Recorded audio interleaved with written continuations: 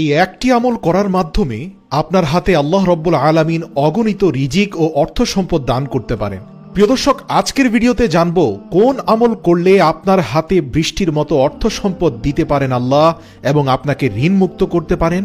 এমন একটি আমলের কথা আজ আপনাদেরকে জানাবো। প্রিয় দর্শক, সবাই চায় হালাল রুজি রুটির মালিক হতে, কিন্তু সবাই ধন সম্পদের মালিক হতে পারে না।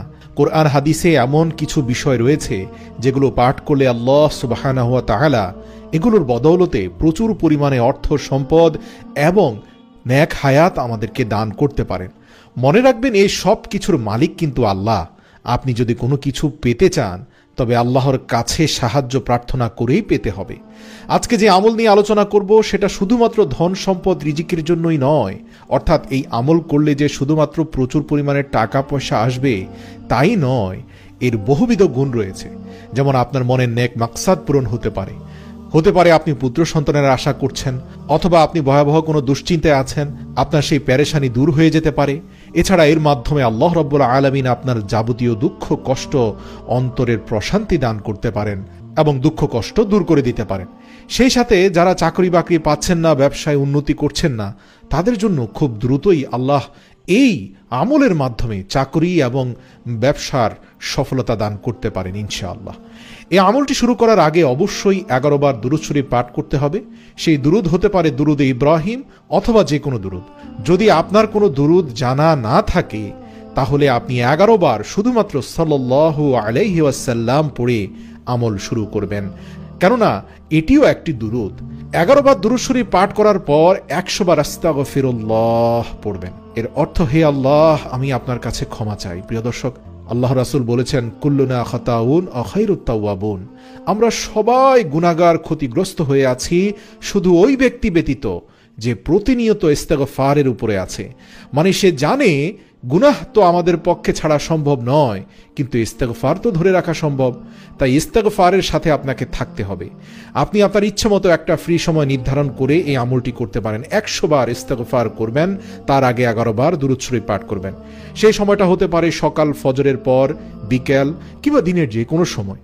আপনি তাহাজ্জুদের সময় উঠেও এই আমল করতে পারেন, তবে তাহাজ্জুদের সময় উঠে করতে পারলে কবুল হওয়ার সম্ভাবনা সবচেয়ে বেশি। প্রতিদিন এই আস্তাগফিরুল্লাহ দিল থেকে 100 বার পাঠ করবেন।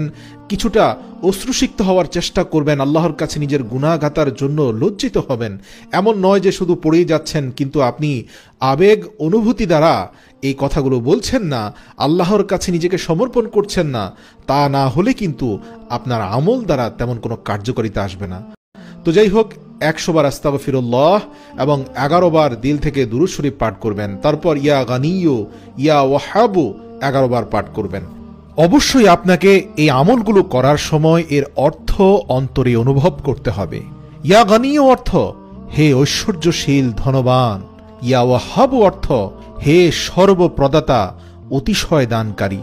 এটা আল্লাহ তাআলার 99টি গুণবাচক নামের 2টি নাম। তো আপনি যখনই ইয়া ওয়াহাবু পড়বেন, অন্তরে ঐশ্বর্যশালী ধনবান আল্লাহকে স্মরণ করবেন।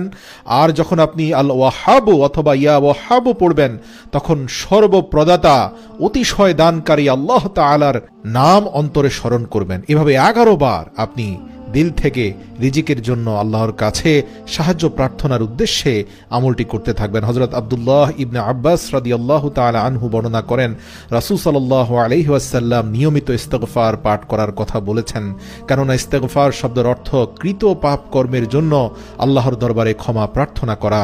আল্লাহর অসংখ্য গুণাবলীর একটি হলো ক্ষমা। আল্লাহ তাআলা গফুরুর রহিম, অর্থাৎ তিনি পরম ক্ষমাশীল, অতিশয় দয়ালু। যদি কোনো বান্দা ভুল বশত অতি গুরুতর গুনাহের কাজ করে এবং সে যদি কায় মনোবাক্যে সিজদারত হয়ে তাওবা ইস্তেগফার করে আল্লাহর দরবারে ক্ষমা চায়, তাহলে আল্লাহ সেসব ইমানদার লোকদের ক্ষমা করে দিবেন এবং অবশ্যই এমন স্থান থেকে রিজিক দিবেন যে তারা চিন্তাও করতে পারেন না। মহান আল্লাহ তাআলা ঘোষণা করেন সূরা আত-তাহার 82 নম্বর আয়াতে, তিনি বলেন, আমি অবশ্যই ক্ষমাশীল তার প্রতি যে তওবা করে, ঈমান আনে, সৎকর্ম করে ও সৎপথে অবিচল থাকে। সুবহানাল্লাহ।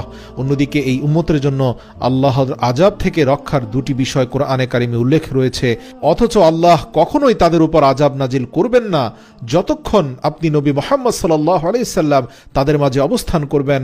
তাছাড়া তারা যতক্ষণ ক্ষমা ইস্তেগফার করতে থাকবে আল্লাহ তাদের উপর আযাব দিবেন না। সুবহানাল্লাহ।